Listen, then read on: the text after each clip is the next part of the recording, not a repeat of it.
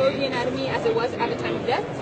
So everything is accurate. There's no rendering done. Since the cadaver was flash frozen, there were scans that were taken of the cadaver itself, and then from there you can see the anatomy as it was at the time of death. You can also isolate or annotate different parts of the system. So in this case, I can start by removing the skin, removing the skeletal system, and other structures until I'm left with the gastrointestinal system. From here, I can get a better view by just zooming in, and I can also get a posterior view by just giving it a little spin. And in this case, I can start removing different structures and getting the annotation of any structure I remove.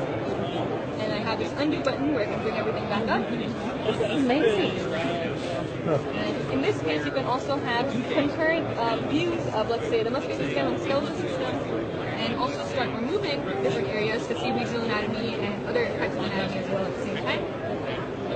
If you don't want to look at the anatomy as a whole, you can also see regional anatomy. So in this case, I have the female head and neck. To mimic something that you'd find in surgery, you can also do natural cuts. So in this case, I have an incision made, and you can also see the relationship between the skin, the fat, and other structures. And as I showed earlier, you can go ahead and also remove structures here and press this undo button.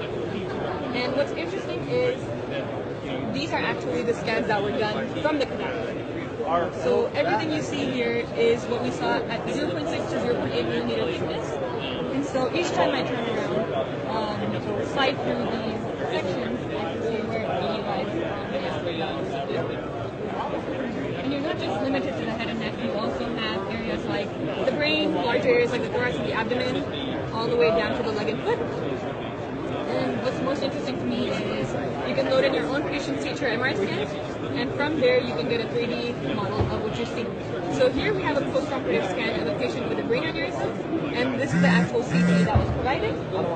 You can go ahead and slide through the CT and see exactly where the clips were placed as well. So if I go down here, it'll show where it is here. And same functionality as before. You can go ahead and make a quick cut into the 3D model and see where the clips were placed as well. So it's kind of more intuitive when you see something in 3D, where the clips were placed rather than just focusing on a CT. And you can also add in some vasculature if needed. And you can also move it back down. There's other ways where you can utilize this where I bring in transparent soft and hard tissue. And so in this case, you still see where the clips were